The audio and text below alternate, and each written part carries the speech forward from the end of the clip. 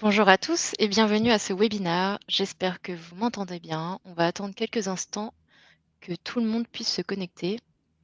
Alors, en attendant, ce que je peux vous proposer, c'est de m'indiquer votre prénom en commentaire et si vous le souhaitez, l'entreprise dans laquelle vous travaillez. Je trouve ça toujours plus agréable de savoir qui participe et ça me permettra aussi de tester si le chat fonctionne bien.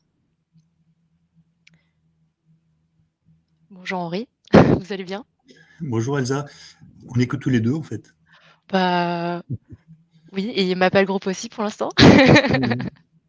Ah, bonjour Bruce. Bonjour Didier, pardon. Ah oui, c'est je pense qu'il y aura peut-être, d'ailleurs oui, ceux qui sont arrivés en cours, si vous souhaitez aussi vous présenter dans le chat, n'hésitez pas, comme le fait Didier. Merci Didier de lancer, ce chat, au moins je sais qu'il fonctionne. Alors en 15h01, je pense qu'on va commencer. Alors rebonjour à tous pour celles et ceux qui viennent de nous rejoindre. D'ailleurs, n'hésitez pas à vous présenter dans le chat. Bienvenue à ce webinaire sur le bien-être des employés dans l'hôtellerie-restauration où notre invité du jour, Henri Béguineau, qui se présentera d'ici peu, vous partagera les bonnes pratiques de ses franchises Burger King. Bon, on y vient en fait. Henri, est-ce que je peux vous laisser vous présenter rapidement, s'il vous plaît? D'accord, alors je vais me présenter rapidement 1, 2, 3, 4, 5. Donc 1, je suis effectivement franchisé Burger King.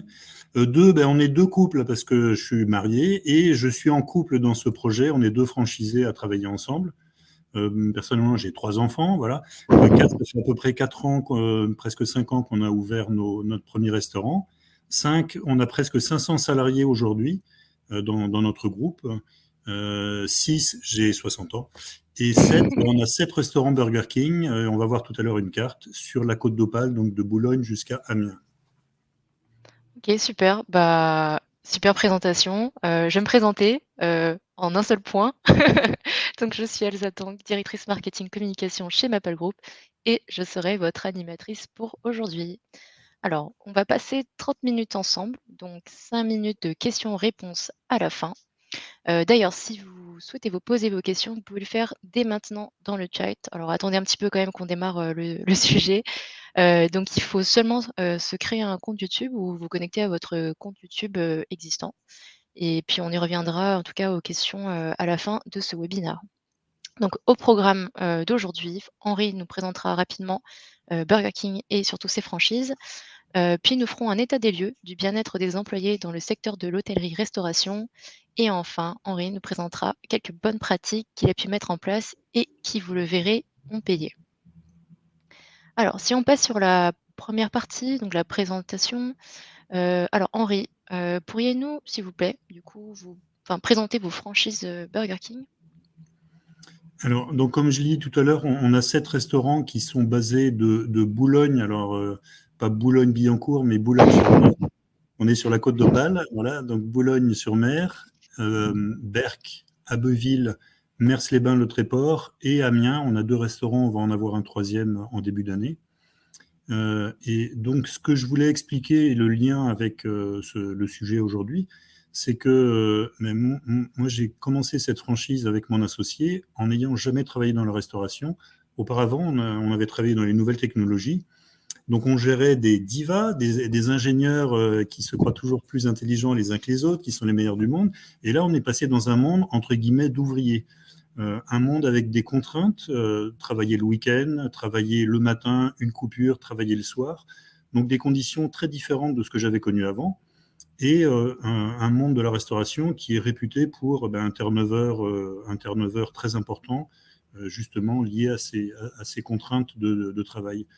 Et donc, dès le début, avec mon associé, on a choisi d'avoir une approche un petit peu différente, de se différencier de nos collègues, en mettant plus justement l'attention sur l'humain et tous les critères qui peuvent favoriser le bien-être au travail, en se disant il faut qu'on ait un turnover beaucoup plus faible que la moyenne de la restauration et d'avoir des employés plus heureux, plus épanouis qui viennent avec la pêche au boulot. Et bien, il y aura un meilleur accueil, il y aura un meilleur service client et donc on aura des restaurants qui tournent mieux et finalement un cercle vertueux qui se met en place avec des employés heureux, un meilleur accueil et plus de chiffre d'affaires.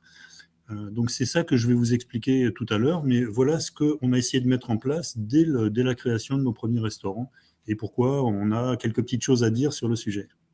OK, super. Merci Henri, merci de faire un petit peu teasing aussi, pour tout à l'heure. OK, passons maintenant à la deuxième partie, donc l'état des lieux du bien-être des employés. Alors, j'imagine que si vous êtes, ici, alors pas vous Henri, hein, mais en tout cas les personnes qui nous écoutent, c'est que soit vous allez monter une affaire et que vous aimeriez dès le départ mettre en place une politique de bien-être des employés, ou soit vous avez déjà des restaurants et vous pensez que vous pouvez encore vous améliorer sur ce point-là. Alors, quelle que soit votre raison, vous avez raison d'être ici. Alors, je dis pas ça parce que j'anime le webinaire, hein, bien entendu, mais parce qu'on a de la chance aujourd'hui d'avoir un invité comme Henri, qui m'a l'air d'avoir testé quelques recettes qui fonctionnent plutôt bien. Alors, je sais que je refais un petit peu de teasing, mais ça va venir, patientez un petit peu. Alors, on sait tous, un employé épanoui, comme l'a dit Henri, c'est forcément un employé plus motivé, donc plus productif. D'ailleurs, des études ont démontré que les ventes pouvaient parfois augmenter de 30 dans le cas où les employés seraient plus épanouis. D'ailleurs, une autre étude encore a démontré que pour 1 chaque dollar pardon, investi, on estime que le retour sur investissement est de 4 dépensés dans les soins de personnes souffrant de problèmes de santé mentale. Alors attention, quand on parle de bien-être, ce n'est pas forcément lié au bien-être mental. Il peut s'agir donc également du bien-être financier, de la satisfaction, du bonheur au travail, du bien-être social ou encore du bien-être physique. Alors, donc, comme vous l'aurez compris, les avantages de mettre en place un programme de bien-être des employés, c'est vous assurer donc un gain de productivité, une amélioration du bien-être mental, du recrutement des meilleurs talents et du renforcement des relations avec les clients. Alors, je vais m'arrêter de parler parce que je sens qu'Henri il a très envie de vous partager ces bonnes pratiques mises en place dans ses franchises Burger King. En tout cas, si vous êtes intéressé par le sujet, nous avons créé un livre blanc à ce sujet que vous pouvez retrouver dans les ressources de notre site internet www.mapal-os.com et vous y trouverez donc des cas d'usage, des témoignages comme celui d'Henri d'ailleurs, qui figurent, mais également, issus de d'autres professionnels du secteur. Alors Henri, avant d'entrer dans le vif du sujet, ça y est, on y est, je vais rappeler aux personnes qui nous écoutent qu'elles peuvent poser leurs questions dans le chat grâce à un compte gratuit sur YouTube et que nous y reviendrons à la fin du webinaire. Donc, n'hésitez pas à commencer à les poser. D'ailleurs, Didier a bien testé le chat, il fonctionne. Donc j'espère que je vais voir d'autres questions. Ou alors ça veut dire que c'est très clair et tant mieux également. Ça sera Pour probablement ça. revenir pour revenir au sujet, Henri, ça y est, Henri, on y est.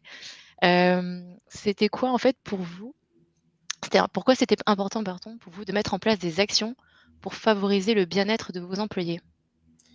Alors, donc, avant qu'on commence notre franchise, on a été franchisé en 2014, on a ouvert notre premier restaurant fin 2016. Donc, on a eu un petit peu de temps pour aller voir ce qui se passe dans d'autres restaurants. Et on a vu des pratiques qui nous semblaient un petit peu étranges. Par exemple, dans les recrutements, les managers qui faisaient des recrutements disaient ben, si j'ai un doute, pas de doute, je ne prends pas la personne. Donc, relativement sévère, on va dire, au recrutement. Et puis, les restaurants qui étaient ouverts depuis plus d'un an, ben, les managers nous disaient que l'équipe de l'année 2, ce n'est pas l'équipe de l'année 1. On a perdu presque 100% de l'effectif un an après. Et venant de professions donc dans le digital beaucoup plus stables, ça nous paraissait inconcevable. Et donc, ce que je vous expliquais tout à l'heure, on a décidé donc de travailler et de mettre en place un certain nombre de pratiques pour corriger ça et essayer d'avoir le turnover le plus bas possible, les équipiers le plus motivés possible. Et donc, ce qu'on a fait, ben, on a traité un certain nombre de sujets. Le premier, c'est dès le recrutement. Le recrutement, avec mon associé, on s'est impliqué dans les recrutements, c'est-à-dire qu'en dehors des critères, des aptitudes des salariés en général qui sont testés par Pôle emploi, donc si Pôle emploi a fait subir quelques tests aux salariés, on sait qu'on peut les prendre les yeux fermés. Nous, on va focaliser nos entretiens de recrutement sur un petit peu la motivation, mais surtout l'histoire de l'individu. En fait, comme c'est des métiers sans besoin de qualification important, on recrute beaucoup de personnes qui n'ont pas fait d'études ou qui ont eu des études difficiles ou qui ont eu des accidents de vie. On a énormément d'accidentés de vie dans notre profession. Et donc justement, la plupart des autres restaurants hésitent un peu à prendre des gens. Bon, la moyenne d'âge, elle est très jeune, elle est à 25, 26, 27 ans. Nous, on n'hésite pas à prendre des personnes de 40, 50 ans, même parfois 60 ans, qui ont eu des accidents, qui ont eu des pètes dans leur vie, mais qui nous les explique. S'il y a un peu de confiance qui s'établit pendant le recrutement, on fait parler les gens, on leur explique qu'on a besoin d'établir cette confiance, que si on veut leur faire confiance et les recruter, il faut qu'ils nous fassent confiance aussi et qu'ils nous expliquent les problèmes qu'ils ont pu avoir dans la vie. Et en général, ils nous racontent leur histoire, parfois c'est compliqué, mais voilà. Et après ça, ben, si on voit que la personne, elle a les aptitudes techniques, mais qui ne sont pas très compliquées, mais qu'elle a la volonté, qu'elle explique les problèmes qu'elle a rencontrés, et donc on sent qu'il y a vraiment une volonté, qu'elle a, elle a le critère impératif qu'on recherche, c'est le sens de l'esprit d'équipe ou un sens de la famille. Si on trouve ces critères, eh ben on embauche ces personnes qui ont eu des problèmes dans leur vie, et en général, eh ben elles s'épanouissent chez nous et ça marche bien. Donc voilà, ça c'était vraiment le premier sujet, de bien travailler avec Pôle emploi, étroitement avec Pôle emploi, et de bien être attentif à ces aspects humains, comprendre que les gens ont pu avoir des problèmes dans leur vie, mais que ben, ils ont appris de leurs erreurs et ils ne vont pas forcément répéter les mêmes erreurs. Souvent, donc, avec des personnes accidentées de la vie, entre guillemets, on a des belles histoires, on a des personnes qui restent, qui sont motivées, qui bossent bien, parce que justement, elles ont une revanche à prendre sur la vie, et on prouve que ça marche bien. Donc ça, c'était le premier axe sur les recrutements. Le deuxième, et c'est là qu'intervient votre société, c'est sur la planification. Donc, comme on a ces plages d'activité relativement courtes, on bosse énormément entre midi et 2 et le soir entre 7h et 9h, et le reste de la journée, on a besoin de peu d'équipiers, donc on a beaucoup de temps partiel, et donc on embauche beaucoup de personnes avec des contrats hebdomadaires à 24, 25 heures, ou des étudiants 20 heures, 15 heures. Donc l'outil de planification sous contrainte est essentiel pour nous pour bien respecter les contraintes légales, mais surtout bien respecter les contraintes individuelles du salarié. On fait attention, alors beaucoup de restaurants ne donnent pas de week-end, ont quelques étudiants le week-end, mais ont des populations qui travaillent tous les week-ends ou presque. Nous, on fait très attention à faire tourner et leur procurer au moins un week-end par mois ou un mois et demi. Donc on le planifie longtemps à l'avance. On prend beaucoup de temps à travailler avec nos salariés sur leur vie familiale, leur vie sociale, culturelle, qu'est-ce qu'ils aiment faire, est-ce qu'ils ont un sport, une pratique sportive ou culturelle qui fait que certains jours, ils ont besoin d'horaires fixes, et on le planifie donc avec notre outil, avec Mapal. Et d'avoir un outil fiable, efficace, qui nous fait faire rapidement et efficacement cette planification, c'est très important, parce que sinon, on la bâcle. Ça veut dire qu'on ne tient pas compte des contraintes des salariés, et au bout d'un moment, ils ont l'impression d'être, entre guillemets, exploités, qu'on ne prend pas leurs desiderata en attention, et ils se lassent très vite. Au contraire, si dès qu'ils nous font une demande particulière, avec 2 semaines d'avance, on en tient compte dans la planification et on leur réserve les plages de temps dont ils ont besoin, et bien ils sont plus motivés, plus efficaces, et ils restent plus longtemps. Donc cet aspect planification, c'est très important, et Mapal a été essentiel pour favoriser et rendre rapide et efficace cette planification des activités de nos salariés. Le troisième aspect, c'est donc d'être attentif à l'humain, aux personnes en tant que telles. Alors par exemple, ce qu'on fait, on connaît les dates de naissance de nos salariés, le jour de leur anniversaire ou quelques jours avant ou après, on leur laisse faire un early leave, on leur donne une demi-heure, ils partent plus tôt le jour même ou quelques jours avant, pour leur dire, voilà, ce jour-là, tiens, bon anniversaire Elsa, tiens, tu te rappelles, tu peux partir un peu plus tôt. Bon, voilà, c'est des petits Ah plaisirs. super, merci. Voilà. Alors pas aujourd'hui, pas pendant le Non, non, séminaire, je mais vais après. rester, vous inquiétez pas, jusqu'au bout du webinaire au moins. Voilà. Donc on essaie de multiplier les attentions comme ça sur les aspects humains qui font que, voilà, c'est pas des salariés lambda. On connaît presque tous nos salariés par leur nom. Le fait de les avoir recrutés, d'avoir validé leur période d'essai, de participer à des entretiens d'évaluation annuels. Donc on fait systématiquement tous les ans pour tous nos salariés, et une fois tous les 6 mois pour nos managers. On connaît bien nos équipes. Alors 500 personnes, ça devient compliqué, mais voilà, on en connaît une bonne partie. C'est ce que Et je vais vous nos demander, managers. pardon, ce que je voulais demander, si vous pouviez rappeler le nombre d'employés que vous aviez, environ 500, c'est ça ce que Oui, vous disiez? Ouais. enfin, en fait, quand on fait l'entretien de recrutement et qu'on passe une demi-heure à poser des questions vraiment sur la personne, sa personnalité, sa vie de famille, Mmh. On entend des histoires particulières, on entend des choses un peu fortes on mémorise, on retient. Donc quand on passe, on se rappelle les histoires que les gens nous ont racontées. Alors pas toutes, Bien sûr. mais bon, et voilà, on est attentif à ça. Aux naissances, on fait des cadeaux pour des naissances, des mariages. Bon, il y en a de moins en moins, mais il y en a quand même. Voilà, on fait ce type d'attention. Mmh. Dans notre groupe, on a 2 directrices RH, c'est-à-dire qu'on n'a OK. pas que des employés administratifs qui traitent les aspects de paye ou les aspects visite médicale, etc.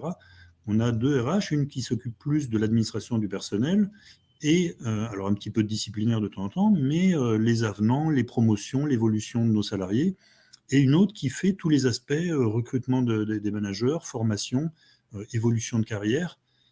Donc voilà, on y consacre aussi de l'énergie d'équipe de management, en plus de ce qui se fait habituellement dans la profession. Le quatrième aspect, c'est l'ambiance de travail. Donc, quand vous allez de temps en temps dans un restaurant, Burger King ou McDo, vous vous rendez compte que pendant le rush, c'est très intense, ça va très Mmh. vite, il y a beaucoup de pression. Et sous pression, bah, les gens ont des réactions un petit peu étranges. Il y a du stress et parfois les gens réagissent avec soit trop d'autorité, soit voilà, la voix s'élève un peu, on s'engueule. Bon. Mmh. Donc nous, on travaille sur ça avec nos managers. On travaille sur leur bienveillance. On leur demande d'être exigeants parce qu'il y a des contraintes de propreté, d'hygiène, etc. et de qualité de service qu'on veut respecter, mais on veut beaucoup de bienveillance. Donc, on recherche, on recrute des managers qui ont cette fibre-là. Il nous est arrivé même de devoir licencier une personne qui était petit chef, voilà, très OK. autoritaire.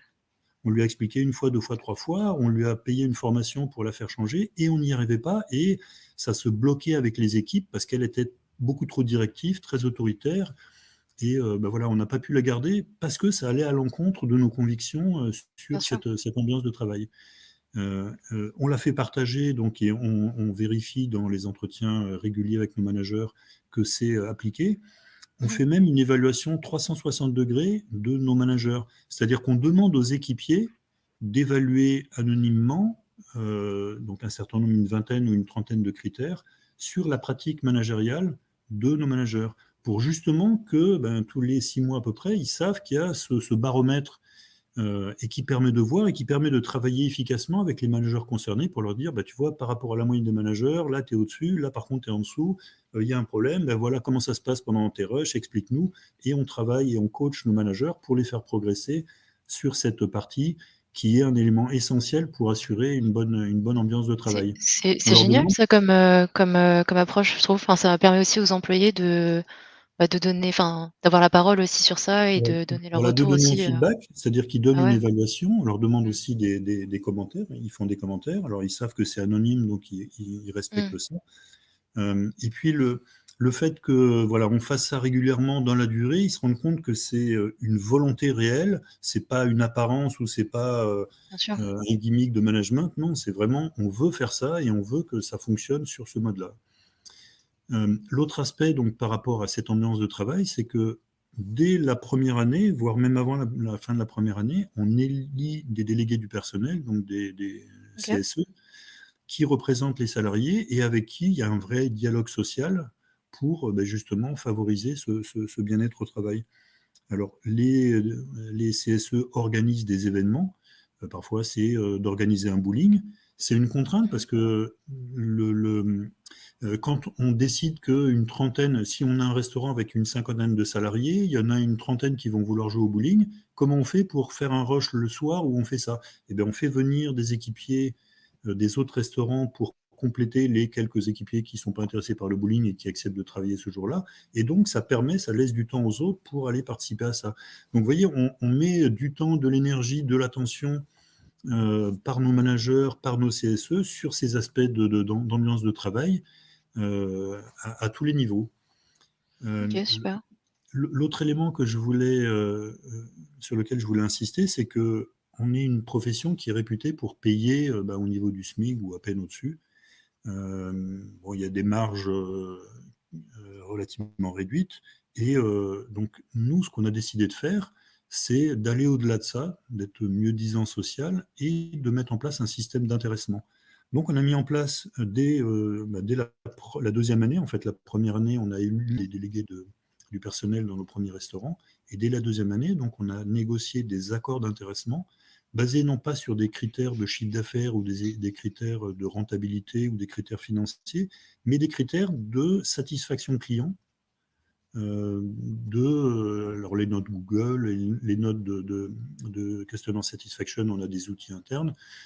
Voilà, donc on a des outils qui nous permettent de mesurer de manière assez fiable la qualité perçue par les clients.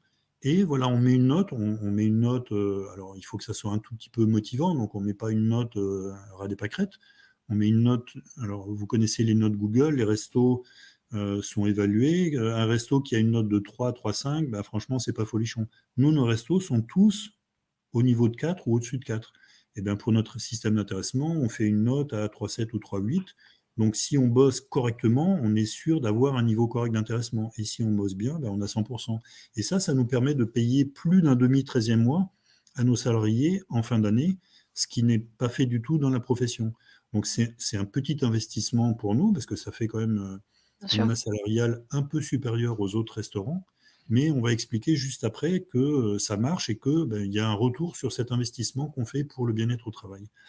Mais voilà, ce que je voulais vous montrer au travers de ces différents exemples, c'est que c'est une approche un petit peu générale. Il faut traiter tous les aspects du Mmh. recrutement. Bon, j'ai pas parlé de la formation, mais en fait, ça traite tous les aspects de la vie du salarié dans l'entreprise. Comment on le recrute bien, comment on le forme bien, comment on s'assure à intervalles réguliers qu'il est content chez nous, comment on Mmh. s'assure que le management le manage bien et avec un esprit bienveillant, et comment on remercie à différents moments et au travers de cet intéressement ou de primes trimestrielles pour nos managers, comment on les remercie par des incentives, par des parties variables qui sont liées quand même à l'activité, alors à la satisfaction client, mais ça a un lien direct sur l'activité du restaurant. Bien sûr. Et donc voilà, c'est un cercle vertueux pardon, qui se met en place, qui permet de développer le chiffre d'affaires et de payer ces primes, enfin ces éléments ou cette RH qu'on a en plus des autres restaurants. C'est des investissements ou c'est des charges supplémentaires, mais qui ont une contrepartie, c'est un état d'esprit irréprochable ou presque, une Mmh. meilleure satisfaction et moins de turnover. Voilà. D'ailleurs, vous êtes en train de justement donner des résultats concrets par rapport à ça. Est-ce que vous en avez d'autres à nous donner justement à Oui, ce sujet? alors justement, en préparant ce webinaire, j'ai regardé le premier restaurant qu'on a ouvert donc il y a 5 ans, eh bien, Mmh. on a encore 40% de l'équipe initiale. Et ça, OK. je sais que dans la restauration rapide, c'est unique ou c'est très rare. Je vous disais Oui, tout à l'heure, la c'est plupart des génial. restaurants, vous venez une année, vous venez le 1er janvier de l'année suivante, vous allez trouver un ou deux collaborateurs, quelques managers peut-être, mais presque l'intégralité de l'équipe aura tourné. Pour certains restaurateurs, c'est une volonté aussi. C'est des métiers où les gens se fatiguent et si on ne fait pas très attention, voilà, on a ces turnovers importants. Nous, donc 40% de salariés OK. présents depuis la création. Une ancienneté moyenne qui est entre 2,5 et 3 ans dans les restaurants. Alors, OK. c'est pas Mmh. exceptionnel. Dans les personnes qui nous écoutent, il y en a qui vont peut-être trouver ça monstrueux par rapport à une restauration traditionnelle où peut-être il y Mmh. a beaucoup moins de turnover. Nous, dans la restauration rapide, c'est malheureusement ce qu'on constate. Dans l'encadrement, on n'a presque aucun départ. Il y en a eu un tout à l'heure, je vous ai expliqué, une personne Ouais. qu'on n'a pas gardée pour ce côté autoritarisme. Mais sinon, la plupart de la très très grande majorité de nos managers restent avec nous. Donc ça veut dire que à tous les niveaux des équipiers aux managers, cette politique sociale et cette attention au bien-être au travail, il a des résultats sur le turnover, OK. un turnover moindre. Alors, il a aussi des résultats sur l'activité. Nous, on constate dans la région, alors on a ouvert 2 restaurants là, cette année, donc c'est difficile cela de les comparer, mais les autres, on a 4 restaurants qui sont dans le top 10 de la région. On a un restaurant qui est en croissance de plus de 30% par rapport à 2019, donc c'est avant la crise du Covid. Et nous, on a un baromètre qui est très simple. Enfin, on se compare par rapport à nos concurrents. Notre concurrent principal, c'est McDo. Hein. Donc, on regarde quel chiffre d'affaires ils réalisent. Et quand on voit qu'on est en croissance par rapport à eux, alors que c'est le leader du marché, qu'il a une pratique dominante sur ce marché, ça veut dire qu'on fait très bien notre job. Et si on le dépasse en termes de croissance, pour moi, c'est le meilleur exemple des résultats de cette politique, parce que c'est un des critères très important et c'est le critère principal qui explique ces bons résultats et ce chiffre d'affaires un peu au-dessus de la moyenne ou au-dessus de la concurrence. OK. Bah, merci en tout cas Henri pour ces retours. Je pense qu'on va passer désormais, comme il nous reste 5 minutes, aux questions-réponses.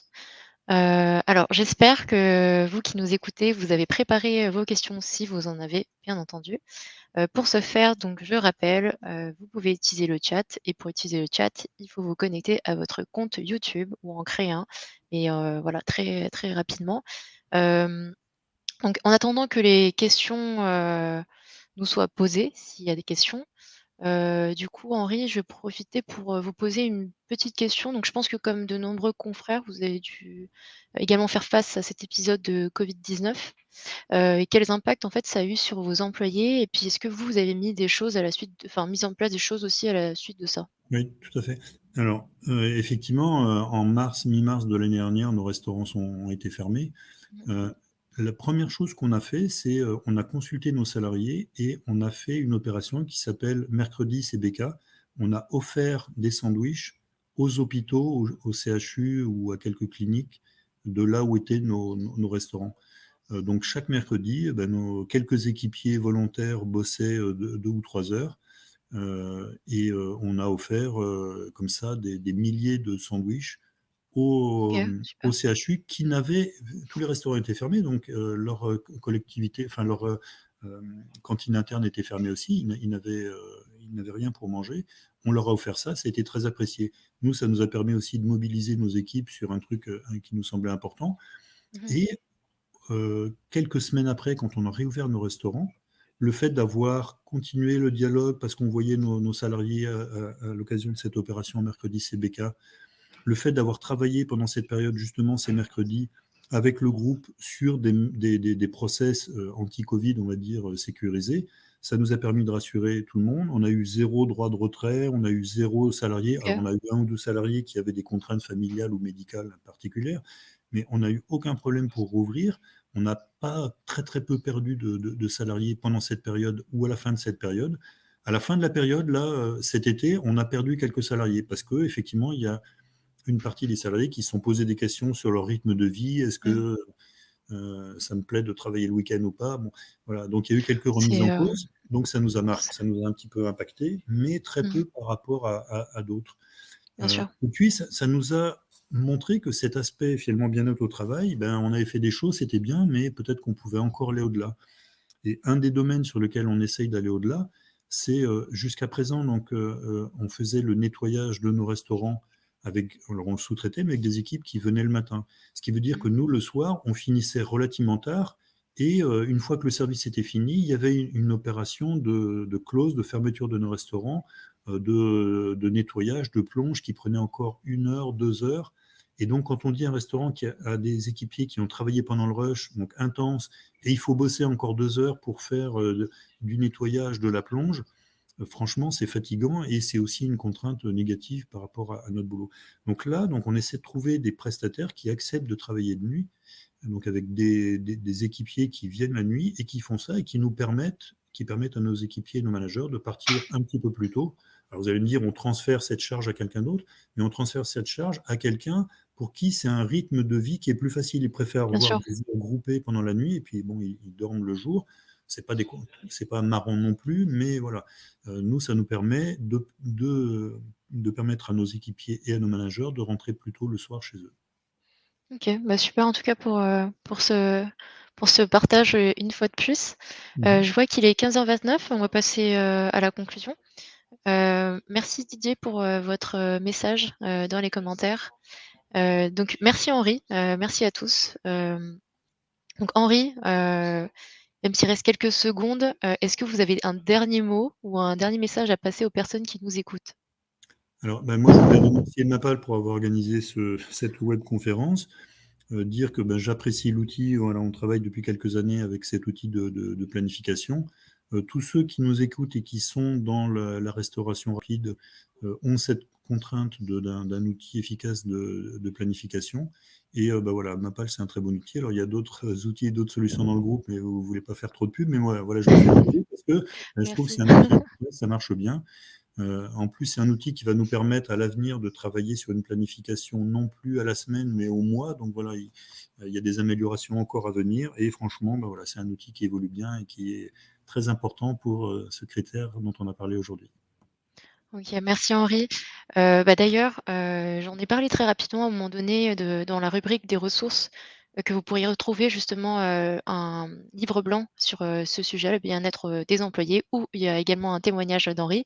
On vous met juste en commentaire pour vous remercier d'être resté, jusqu'au bout. Donc là, Henri vient de parler du module, de la solution Workforce qui permet, de gérer, les plannings sous contrainte.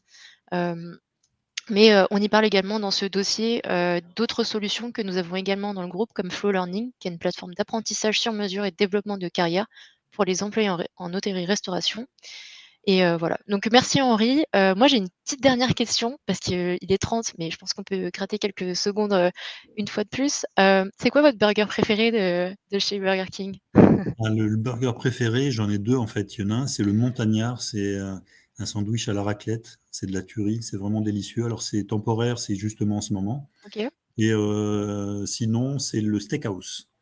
Voilà, c'est OK. deux délicieux sandwichs que vous pouvez aller déguster une fois de temps en temps chez nous. Voilà, ça nous fera très Bah, plaisir. super.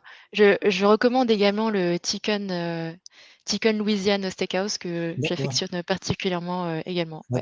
Ah, très bien aussi. voilà. Ok. Merci Merci beaucoup. Henri, merci Bon à tout le après-midi. monde. Bon Merci, au revoir. après-midi à tous. Au revoir.